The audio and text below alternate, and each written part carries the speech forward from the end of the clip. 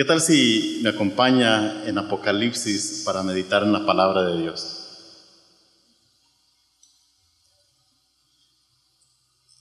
Sí, no hace mucho que ustedes estudiaron este libro, pero a veces también es bueno recordar.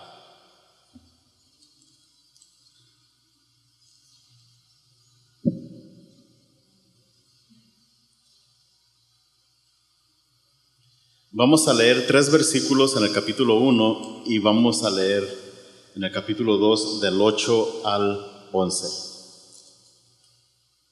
Si ya lo tiene, capítulo 1 dice: la revelación de Jesucristo que Dios le dio para manifestar a sus siervos las cosas que deben suceder pronto, y la declaró enviándola por medio de su ángel a su siervo Juan, que ha dado testimonio de la palabra de Dios y del testimonio de Jesucristo y de todas las cosas que ha visto. Todos juntos: bienaventurado el que lee y los que oyen las palabras de esta profecía y guardan las cosas en ella escritas, porque el tiempo está cerca.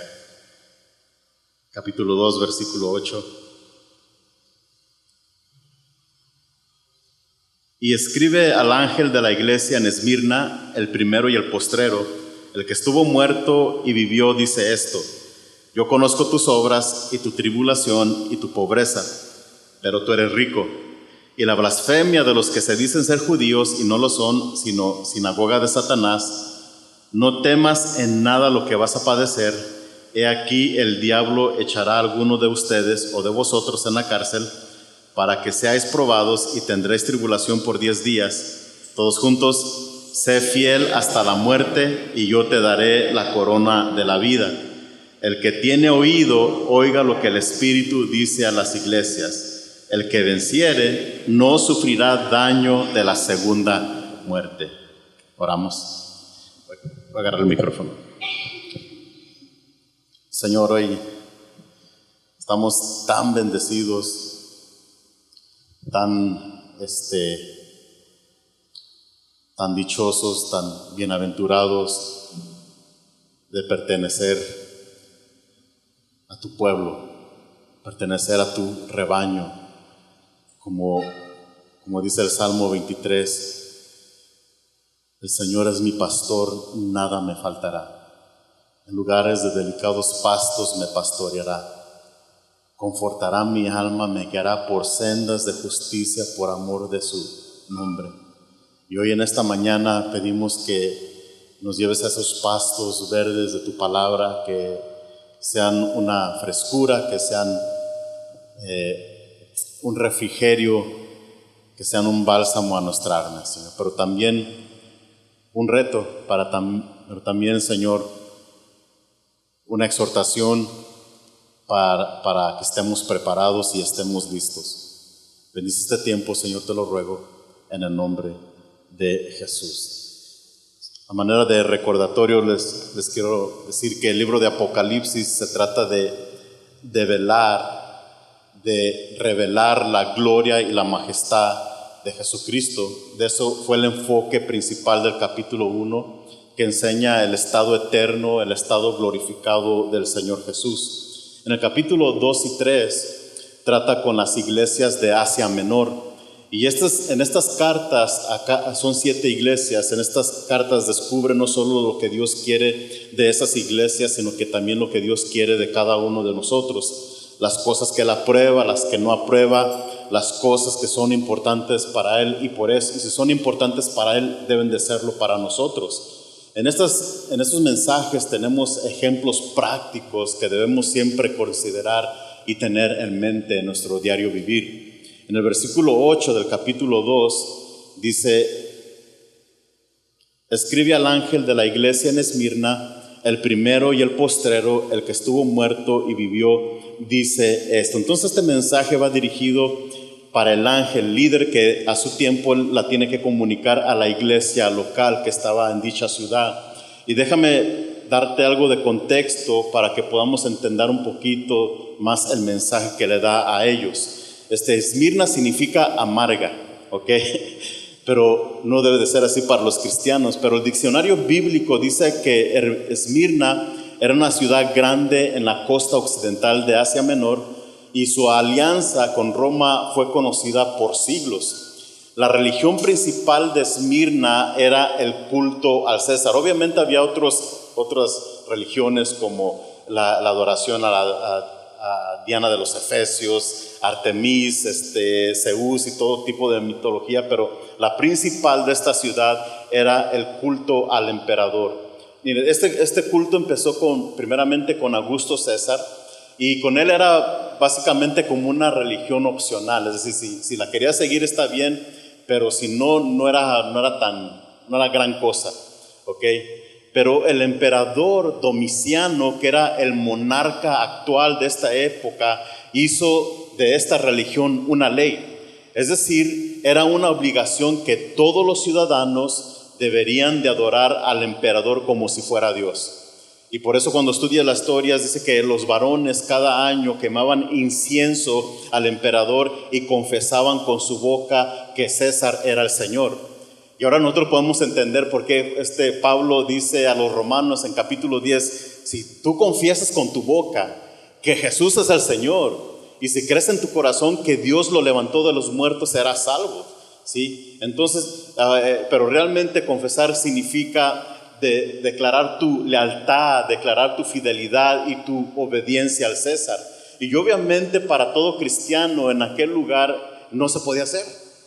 Porque para un cristiano, para nosotros en este tiempo y en aquella época, adorar cualquier otra cosa, cualquier ídolo, cualquier imagen que no sea el Señor era y es idolatría, ¿sí? Entonces, hacer esa declaración al César era rechazar cualquier tipo de religión, en particular el cristianismo. Y la mayoría de los ciudadanos de Esmirna, los que no eran cristianos, o sea, ellos no tenían problema con eso. O sea, no les costaba hacer su oración, su declaración por decir de lealtad al César, porque ellos querían mucho al gobierno actual. Este imperio les había ayudado mucho para que fuera una ciudad próspera en comercio. El gobierno proveyó buenas carreteras, instituyó orden, porque a veces tenían ataques de los piratas, o sea, había un caos total, y lo que hizo el imperio cuando la conquistó y la tomó, estableció el orden. Entonces muchos de los ciudadanos estaban tan agradecidos, y por esto Esmirna se convirtió en la sede del culto al César más importante de esa región de Asia Menor. Ellos fueron tan devotos al culto a César que se convirtió en una de las ciudades más peligrosas para el cristianismo, ¿sí? Entonces los hermanos, los cristianos de Esmirna padecían fuertes persecuciones.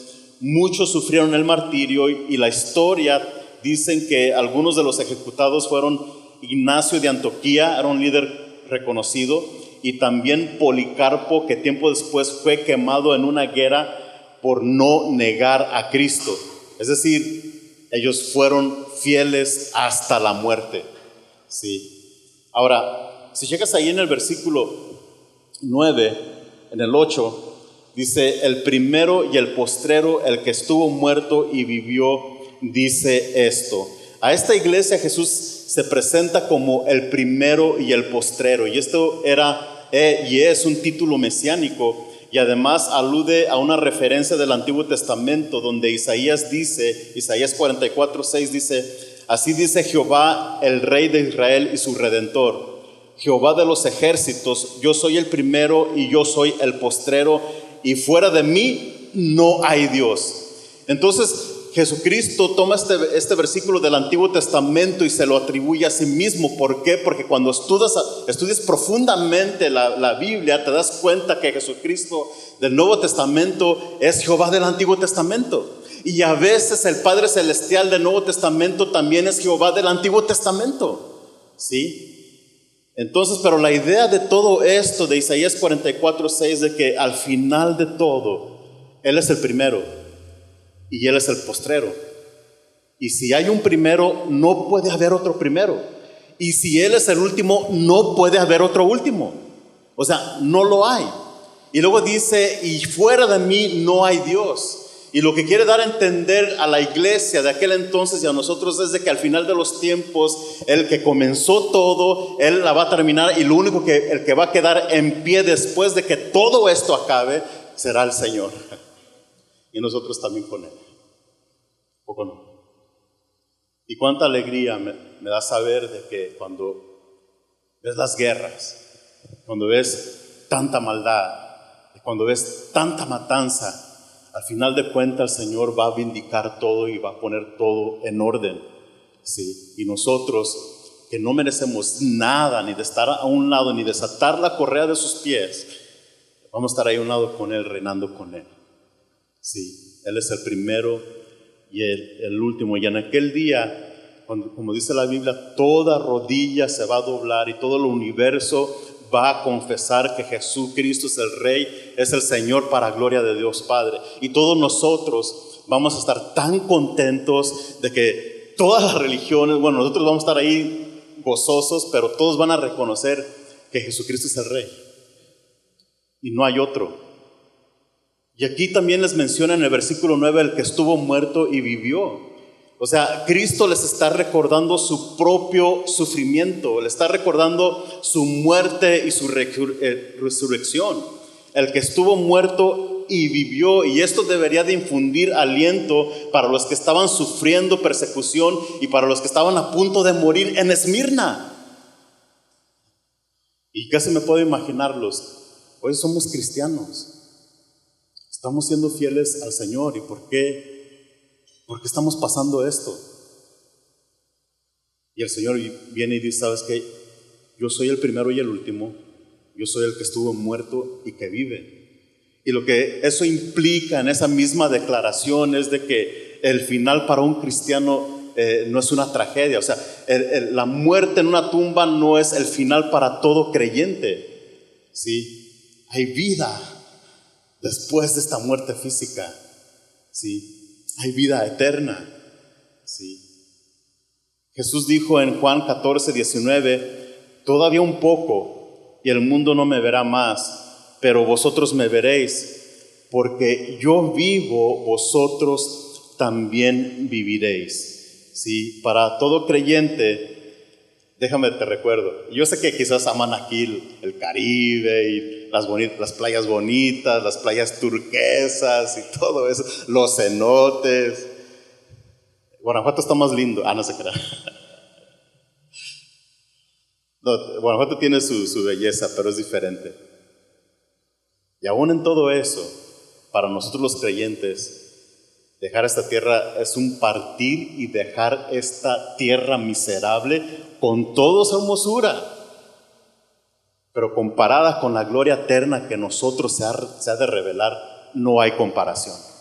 No hay comparación. Sí. Entonces dejamos esta tierra para su gloria eterna. Si checas ahí en el versículo 9, también continúa diciendo: yo conozco tus obras y tu tribulación y tu pobreza, pero tú eres rico. Y la blasfemia de los que se dicen ser judíos y no lo son, sino sinagoga de Satanás. Tal parece que había una sinagoga ahí en Esmirna que estaba persiguiendo a los cristianos. Y también, o sea, no solamente estaban siendo perseguidos por el imperio romano, por los devotos de Esmirna al culto al César, pero también había judíos persiguiéndoles y lo estaban calumniando, ¿sí? Y les dice: ¿sabes qué? No temas. Dice: yo conozco y sé lo que estás pasando, las calumnias que estás atravesando. Miren, esto no lo dije en el primer servicio, pero la palabra blasfemia o calumniador es la misma. Y cuando lees la palabra en el original, es la misma palabra que tiene el diablo. ¿Y sabe qué es lo triste? Lo triste que hay cristianos en la iglesia que muestran este fruto del diablo, calumniándose unos a otros, diciendo cosas malas. O sea, esto lo puede esperar de la gente del mundo, pero entre nosotros no debe de ser así. Sí.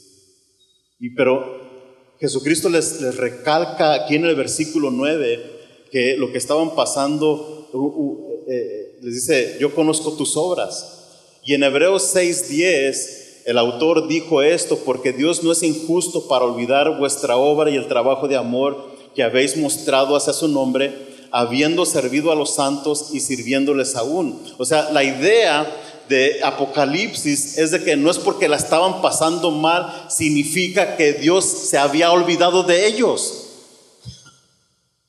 Y es lo que uno tiende a pensar cuando la estás pasando mal, cuando las cosas no van bien. Señor, todo lo que he hecho por ti, ¿qué está pasando? ¿Por qué me siento movido? ¿Por qué está pasando esto? Y no es. Y te recuerdo que Dios le está recalcando que Él conoce sus obras, no ha olvidado nada de lo que hacen. Y aún así, aunque estén sirviendo al Señor, y aún así, aunque hayan hecho mucho para el Señor y la estén pasando en este mismo momento, la estén pasando mal, el mensaje principal es: sé fiel hasta la muerte. No porque la estés pasando mal en tu servicio, no significa que dejas de ser fiel. Sé fiel hasta la muerte y Él nos dará la corona de vida. También dice que Él conoce la tribulación que ellos estaban atravesando.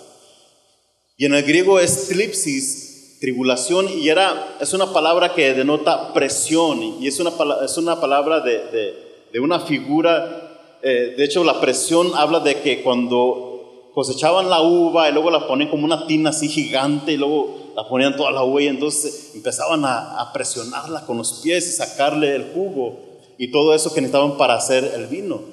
Ahora, también esta palabra vino a ser una figura de tortura, presión, pero a manera de tortura. Y la idea era de que cuando agarraban algún criminal o algún enemigo para sacarle una confesión, los acostaban en la tierra o en algún lugar plano y ponían una piedra grande sobre ellos para que los estuviera presionando, ¿sí? Y si no confesaban, si no decían nada, ¿qué es lo que hacía la piedra? Los aplastaba y morían ya sea sofocados o el cuerpo quebrado. Ahora, con el tiempo, esta palabra vino a ser una figura de tribulación, vino a ser una figura de angustia, de opresión. ¿Por qué? Porque la neta, hermanos, así se siente muchas veces, ¿a poco no? La verdad, a veces la presión se pone tan fuerte que sientes como que te ahogas, o sea, como que no aguantas.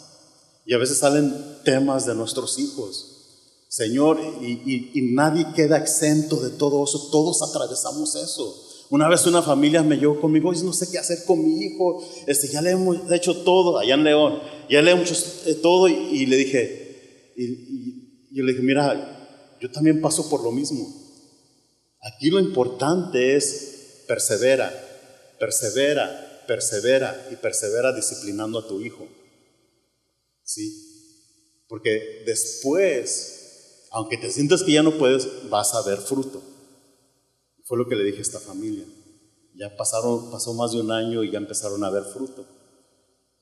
Pero a veces temas fuertes en el trabajo, y te sientes como que esa es tribulación, y Dios conoce todo eso. Dios conoce lo que estás pasando. Y una vez más, no porque la estés pasando mal y no porque estás siendo tribulado, no dejas de ser fiel al Señor, porque Él dice: aún así sé fiel hasta la muerte.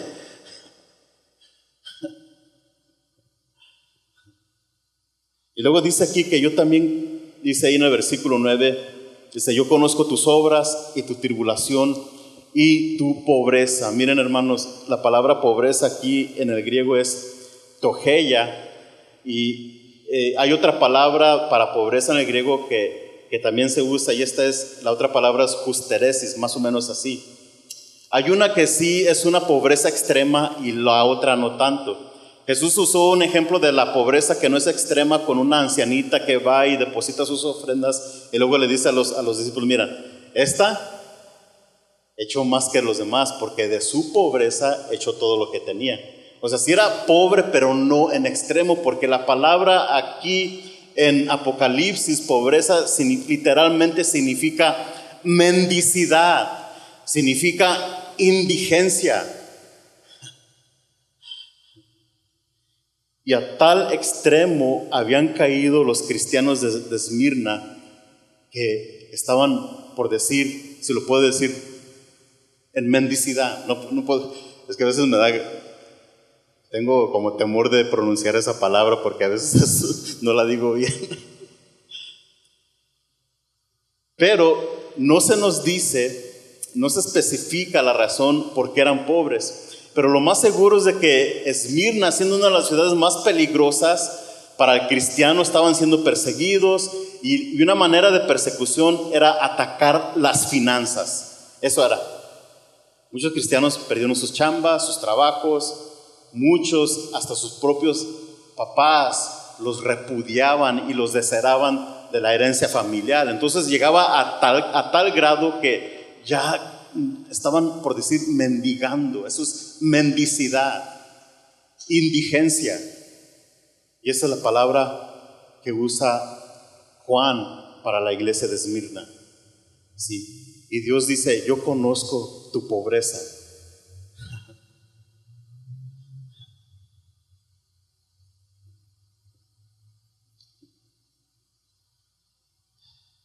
¿Por qué conoce el Señor nuestra pobreza? Porque Él mismo pasó eso. Esa misma palabra de mendicidad la usó el apóstol Juan en 2 de Corintios capítulo 8 versículo 9. Y él dijo esto: porque ya conoces la gracia de nuestro Señor Jesucristo, que por amor a vosotros se hizo pobre. ¿Se hizo qué? Pobre, siendo rico para que vosotros con su pobreza fueseis enriquecidos. Y a ver, papás, a ver, mamás, hay mamás que a veces tienen que traer el sustento para su hogar. Hay papás que a veces no les alcanzan los recursos y luego uno se desespera como padre, se apura. Pero ponte a pensar la situación que ellos estaban pasando. No había mucha comida, no había muchos recursos.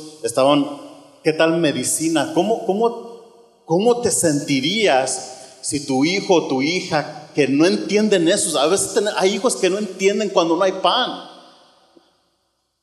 Hay hijas que no entienden, ellos simplemente piden porque saben que pueden recibir de sus padres. Pero ¿cómo le dices a tu hijo que no hay medicamentos, que no hay nada de eso?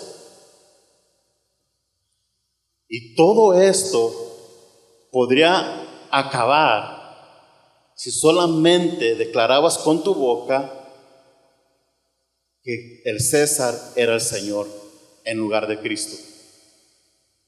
Y ya todo se volvía a la normalidad.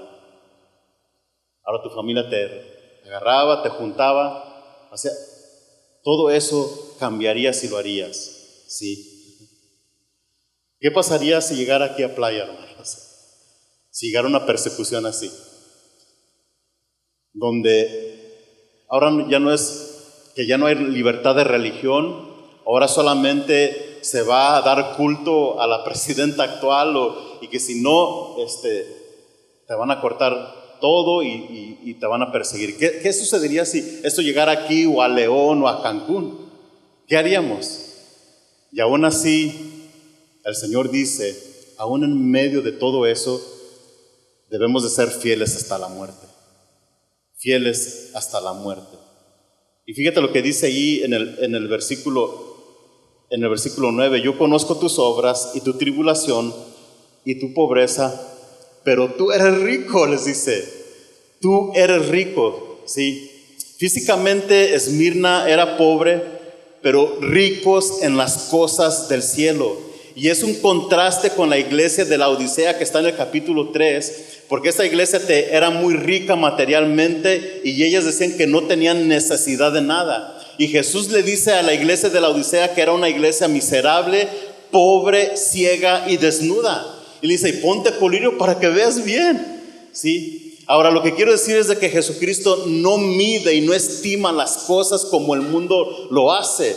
Sí, el mundo mide y define las riquezas con los bienes y con las posesiones materiales que uno tiene. Y para vergüenza del nombre de Cristo, también hay grupos cristianos que también definen las riquezas por lo material, cuando en el pastel, nada de eso.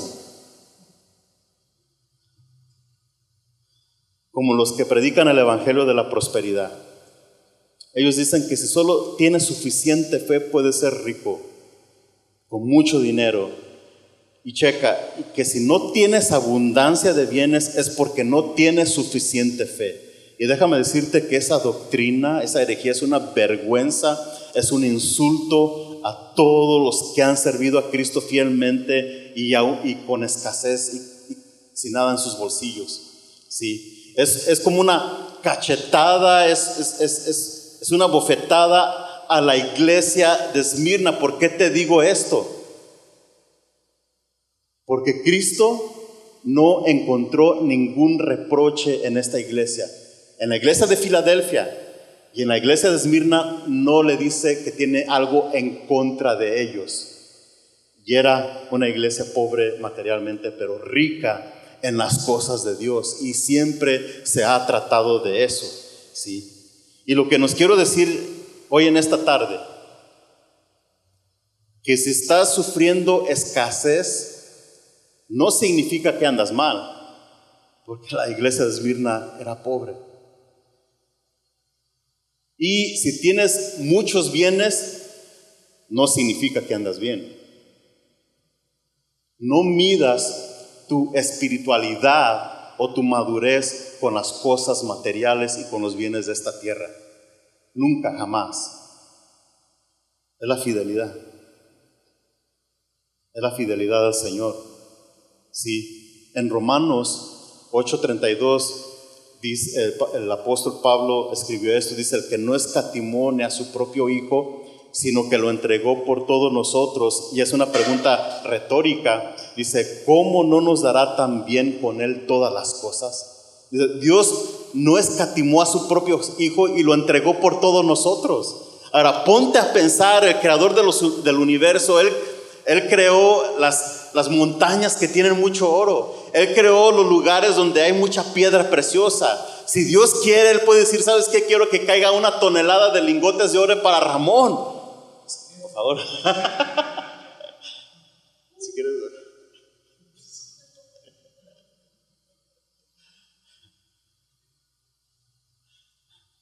Porque lo puede hacer y no le cuesta nada. Dios nos dio lo que más le costó.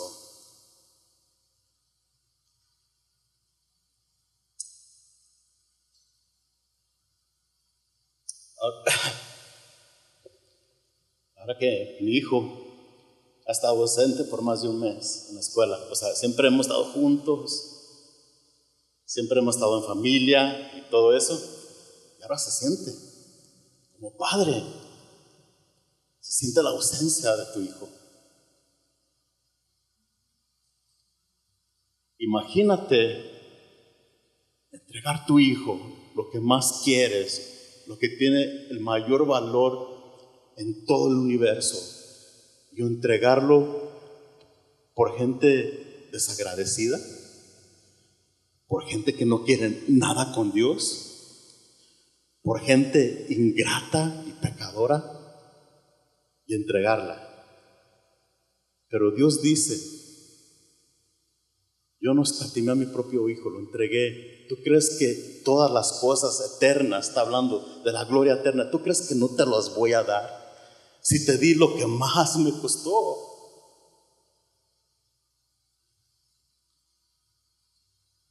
Lo que más le dolió.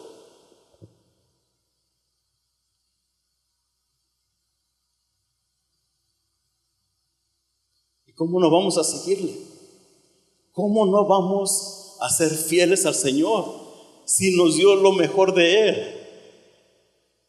Y a veces andamos, y a veces hay iglesias, es que para el Señor hay que darle lo mejor, y por eso tengo un traje nuevo, porque le doy lo mejor al Señor. Basta de eso.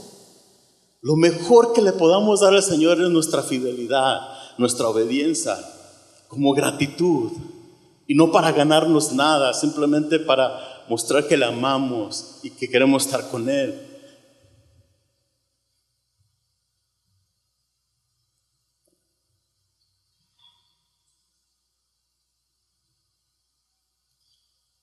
Y a veces el pastor Ramón se queja de que por qué no somos dueños de este terreno. Señor, tantas empresas que tienen tanto terreno ni siquiera lo usan. ¿Y sabes lo que me dice? Me recuerda el Señor. Sé fiel hasta la muerte. Nunca se ha tratado de aquí, de esto. Siempre se ha tratado de lo eterno, donde está Cristo sentado a la diestra de Dios. ¿Sí? Y fíjate lo que dice el versículo 10. Dice: no temas en nada lo que vas a padecer. He aquí, el diablo echará a algunos de vosotros en la cárcel para que sean probados, y tendréis tribulación por 10 días. ¿Y qué es lo que dice? Sé fiel hasta la muerte y yo te daré la corona de la vida. Entonces Jesús les promete más padecimiento, y como les dije a los hermanos del primer servicio, a mí me gustan las promesas donde Dios dice: te voy a bendecir grandemente, como Hebreos capítulo 6 versículo 14. Pero a veces hay promesas que hay en la Biblia que son promesas para el cristiano y que no nos gustan, que realmente a mi carne no le gustan. Por ejemplo, Juan 16:33 dice: estas cosas les he dicho para que en mí tengan paz. En el mundo tendrán aflicción, pero confía porque yo he vencido al mundo. Es una promesa de que vamos a tener aflicción en esta tierra, y esas son promesas que no nos gustan. Y aquí, como el Espíritu Santo usó a Juan para decir: ¿sabes qué? Vas a padecer todavía 10 días. Ahora, algunos han interpretado los 10 días como 10 grandes persecuciones a través de los primeros siglos, y puede que sea verdad, pero en realidad no lo sabemos porque es un punto de vista. Pero lo que sí nos quiero recordar hoy en esta tarde, que 10 días de tribulación, 10 días de angustia no se compara en nada con la tribulación que van a atravesar todos aquellos que rechazan el Evangelio de Cristo. Toda una eternidad. Y nosotros en la gloria eterna. Y como dijo no te creas. Como dijo Rodrigo, vamos al hospital para llevar el Evangelio. Y de eso se trata, queridos hermanos. También nosotros tenemos salidas van a la cárcel, perdón. Nosotros vamos al hospital, ya le ando cambiando la chamba. Pero al medio de esta tribulación, aún así tienen que permanecer fieles. Dice, versículo 10, no temas en nada lo que vas a padecer. Okay, este es un mandato del Señor: no temas lo que vas a atravesar. Ahora, como le dije en el servicio 1, para yo aprender esto me tomó mucho tiempo. ¿Por qué? Porque por naturaleza vivo en este cuerpo de carne y de hueso. Sí me da temor, sí me dan miedo algunas cosas, ¿sí?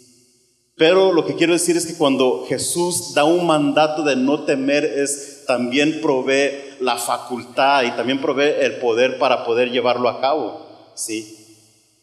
Y la razón principal por qué no debemos de temer es porque Dios siempre promete que aún en medio de la prueba, en medio de la circunstancia, Él está con nosotros, ¿sí? A Josué le dijo: mira que te mando que te esfuerces y seas valiente, no temas ni desmayes, porque Jehová tu Dios irá contigo a donde quiera que vayas. Pero antes de eso le dio el ingrediente, que le dice: nunca se apartará de tu boca este libro de la ley, sino que de día y de meditarás en él, para que hagas y guardes todo lo que en él está escrito, porque entonces ¿qué? Harás prosperar tu camino, y ¿qué? Y todo te saldrá bien. Entonces Dios le dio a Josué, a Abraham le dijo: sabes que yo soy tu escudo, no temas, y tu galardón va a ser sobremanera grande. Y luego también le dijo a Josué, un capitán militar, le tuvo que decir: sabes que no temas. ¿Por qué le diría no temas? Porque somos de carne y hueso y tememos. Pero, mis queridos hermanos, lo que nos quiero recordar hoy en esta tarde es de que cuando Dios nos da un mandato de ese nivel, Dios también proveerá la gracia necesaria para poder soportar. Sí. Y como le dije a los hermanos hace rato, la verdad es que yo no puedo decir en este momento de que estoy dispuesto a morir por Cristo. Sí.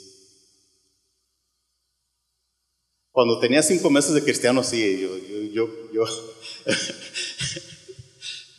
estaba en mi primer amor y luego estaba en una iglesia fogosa, de esas hiper pentecostales, fuego por aquí, tiradero por allá, brincadero por acá, y nada de doctrina, ¿qué onda? Pero pura emoción. Y dice, no, yo estoy dispuesto a morir por Cristo, yo también. Y todo era como una emoción colectiva y todos estábamos dispuestos a morir por Cristo, pero nadie estaba dispuesto a morir a su carne.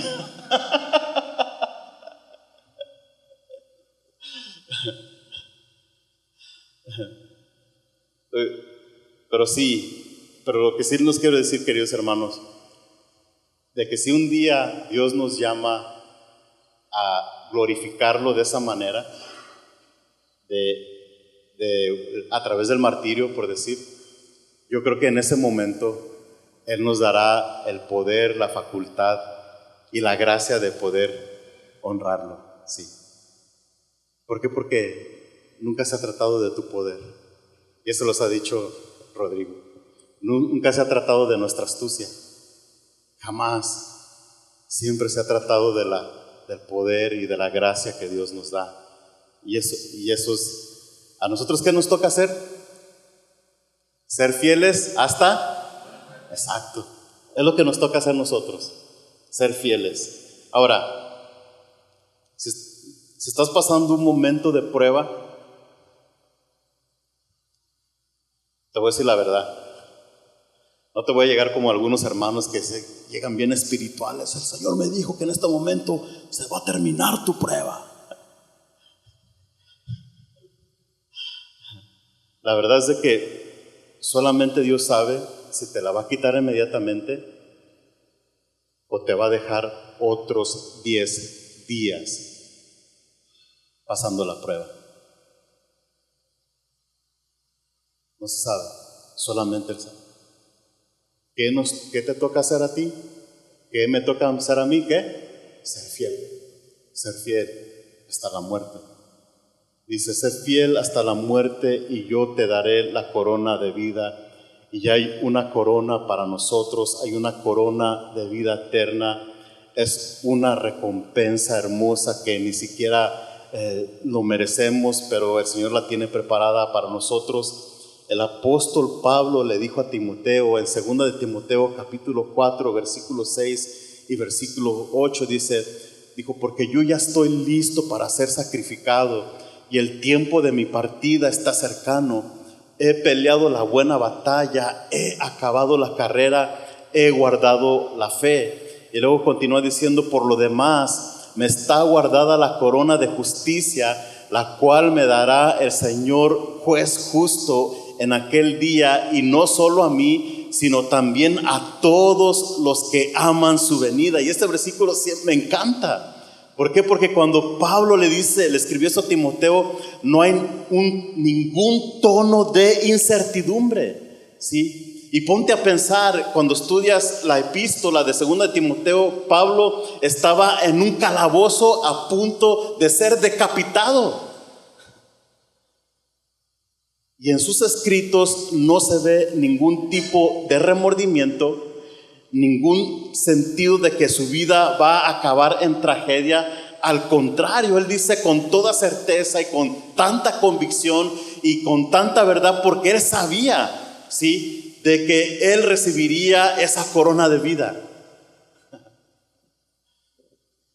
Y digo, yo a veces quisiera tener esa misma convicción y fe y confianza que tenía Pablo.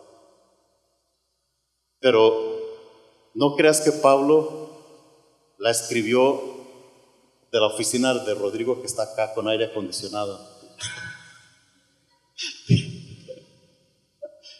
No escribió esa epístola meditando en un campo al aire libre, No la escribió en el jardín de Calvary Chapel León, que yo a veces camino, hay unas palmeras y todo eso, y me encuentro con el Señor, y a veces escribo cosas así, mensajes, y no, Pablo no escribió eso. No escribió eso en ningún lugar así. Pablo escribió esta carta en un calabozo. Mira, había una cárcel domiciliaria, fue su primer arresto. En este segundo arresto, que era el final de Pablo, era literalmente un calabozo.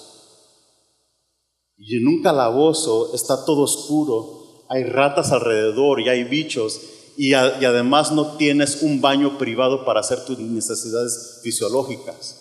Entonces imagínate estar ahí en ese calabozo, y aún así él está escribiendo: me espera una corona de vida que me dará el Señor juez justo.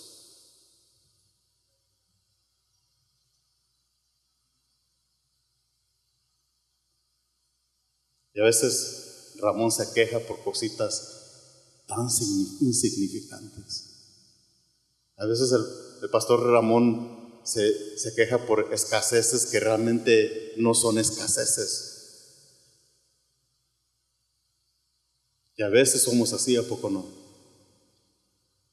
Y por eso es necesario meditar en la palabra y que seamos recordados por el Espíritu Santo de que jamás se ha tratado del plano terrenal.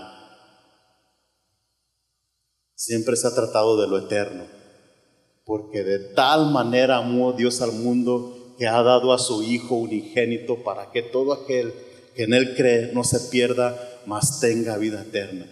Sí. Luego dice ya al final, versículo 11, el que tenga oídos, oiga lo que el Espíritu dice a las iglesias. El que venciere no sufrirá daño de la segunda muerte. ¿El que venciere qué? No sufrirá daño ¿de qué? De la segunda muerte. ¿Cómo vencemos, queridos hermanos? Es muy sencillo. El apóstol que escribió Apocalipsis también escribió en Primera de Juan capítulo 5 versículo 4 y 5. Él dijo esto: porque todo lo que es nacido de Dios vence al mundo, y esta es la victoria que ha vencido al mundo, ¿qué? Nuestra fe. ¿Quién es el que vence al mundo sino el que cree que Jesús es el Hijo de Dios? ¿Y cuántos de aquí creemos en que Jesús es el Hijo de Dios? Denle una ofrenda de palmas, que es lo que dice.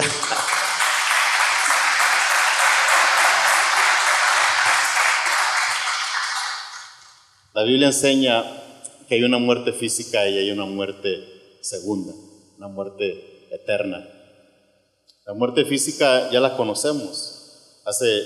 El martes estábamos en el aeropuerto y uno de los servidores llegó a la noticia: ¿sabes qué? Acaba de fallecer su papá. O sea, esa es la muerte física. Y nosotros ya estábamos en el aeropuerto y pues quedamos impotentes. ¿Cómo ministrarle a uno de tus fieles servidores que acaba de perder a su papá? Esa es la muerte física. Pero hay otra muerte, que es la muerte eterna, es la muerte segunda, lo que dice la Biblia. De hecho, en Apocalipsis capítulo 20, versículo 14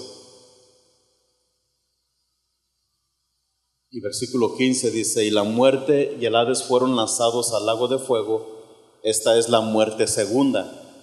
Y el que no se halló inscrito en el libro de la vida fue lanzado al lago de fuego.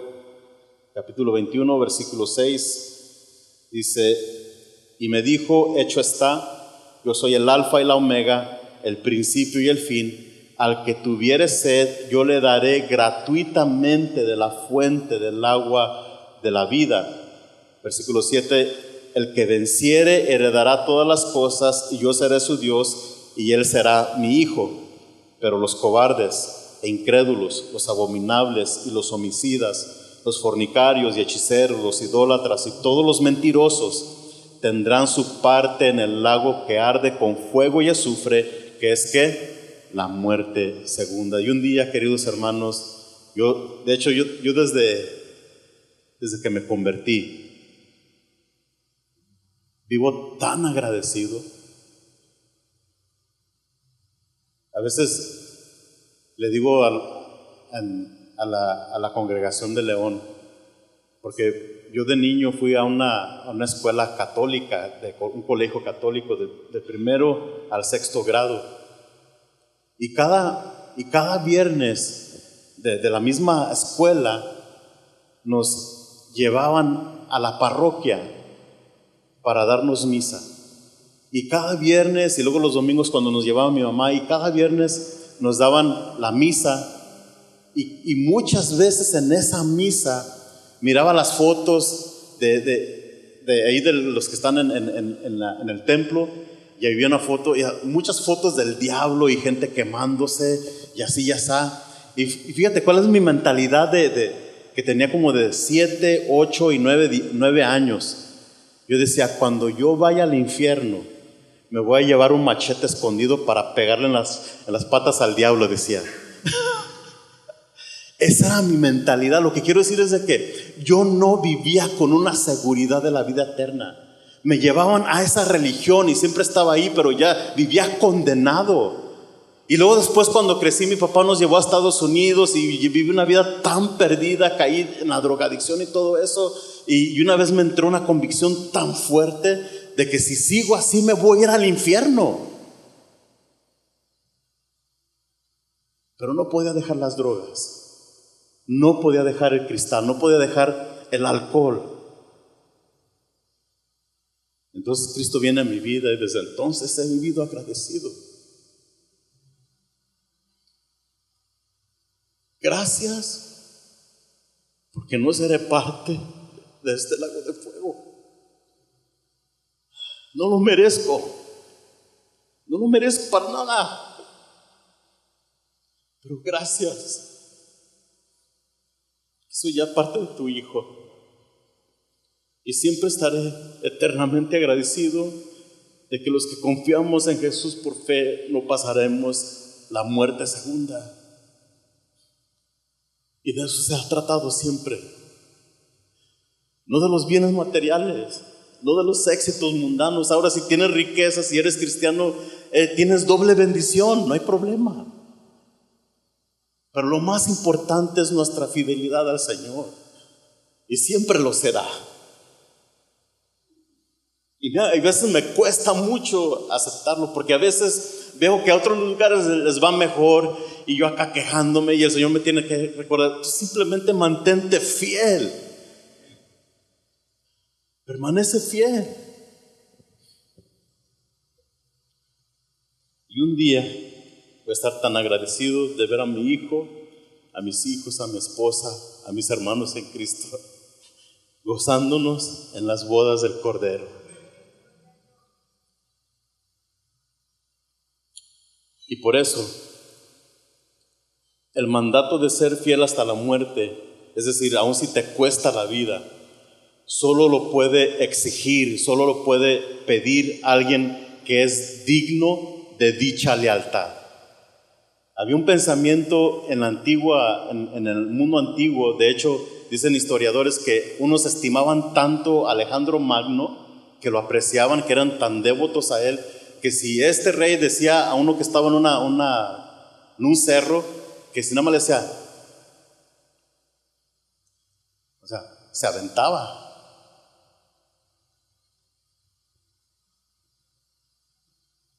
¿Qué tal nosotros? Dios sí nos pide esta devoción, nos exige esta lealtad y fidelidad, porque Él es digno. Él es digno. Y Él es digno porque Él ha provisto para resolver, Él ha provisto la solución para el problema más grande de la humanidad. Y el problema más grande de la humanidad no es mi escasez, no es la enfermedad, no son las guerras, es el pecado y la muerte. Y de hecho todas las guerras y las enfermedades fueron originadas, es el fruto de ese pecado. Y por eso dice, sé fiel hasta la muerte, porque Él es digno de dicha devoción y de dicha lealtad. Sí.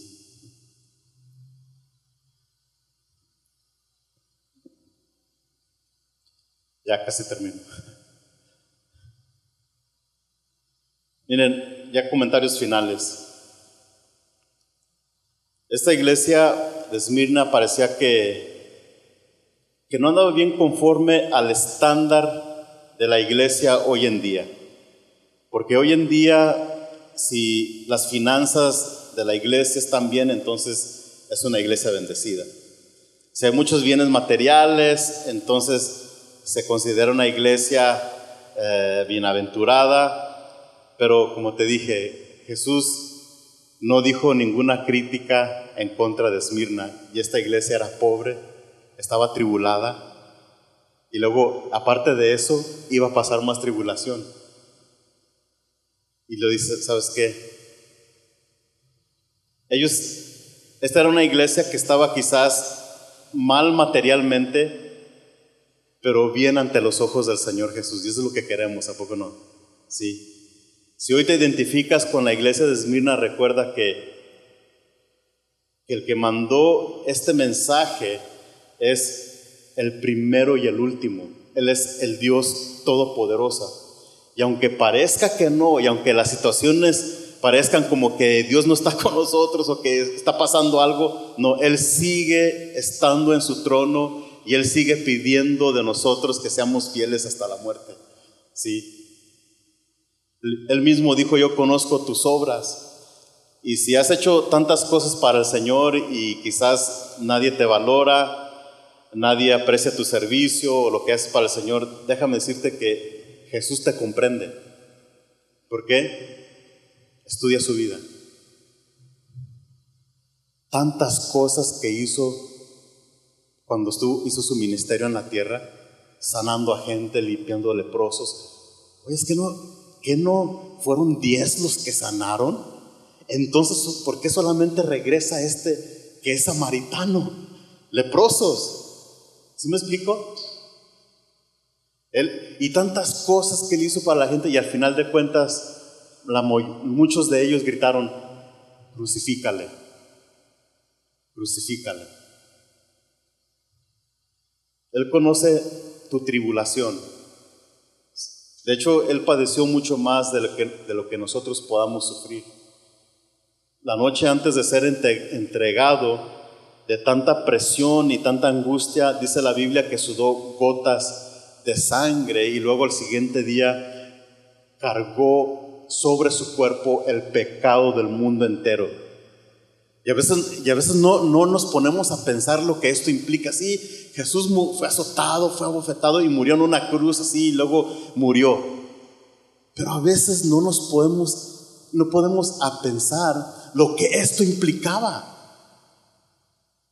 Cargar con todo el pecado de la humanidad sobre su cuerpo, que era perfecto, que era sin pecado y sin mancha. Y a veces nosotros, cuando la regamos, cuando fallamos, nos sentimos culpables, nos sentimos condenados, nos sentimos tan sucios. Imagínate Jesús sin pecado, sentir todo eso, pero no solamente de una persona, sino de todo el mundo.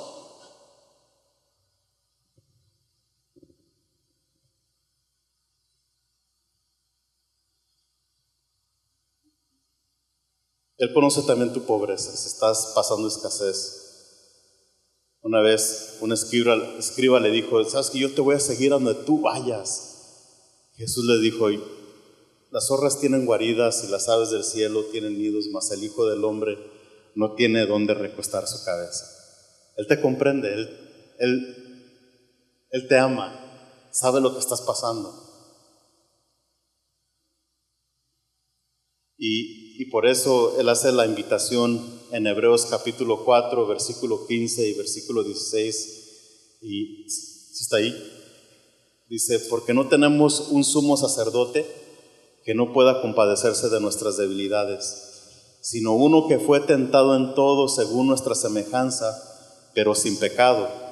Todos juntos, acerquémonos pues confiadamente al trono de la gracia para alcanzar misericordia y hallar gracia para el oportuno socorro.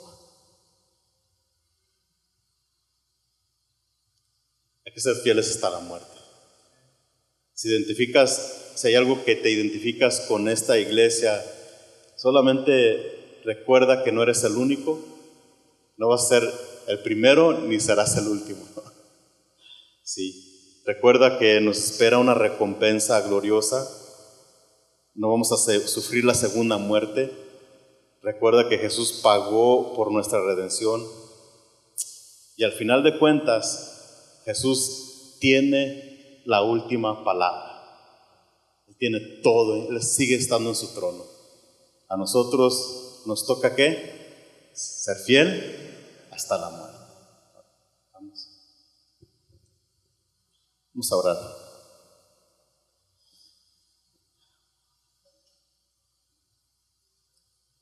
Señor, tu palabra dice que tú eres el alfa, la omega, el principio y el fin.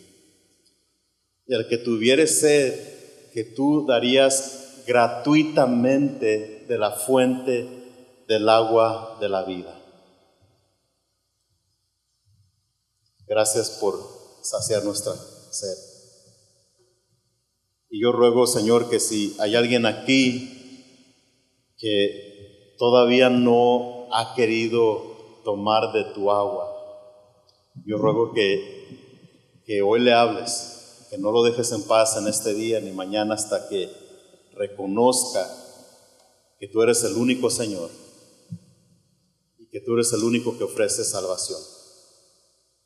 Muchas gracias por este día. Te pido que sigas bendiciendo esta iglesia, bendice la familia de mi amigo, de mi hermano Rodrigo, Tere y sus hijos, los servidores, los que he visto ya por años, y las caras nuevas que están aquí presentes. Señor, yo ruego que sigas bendiciendo y fortaleciendo sus vidas de una manera muy especial. No porque lo merezcamos, simplemente porque tú eres bueno y tu justicia permanece para siempre. Amén.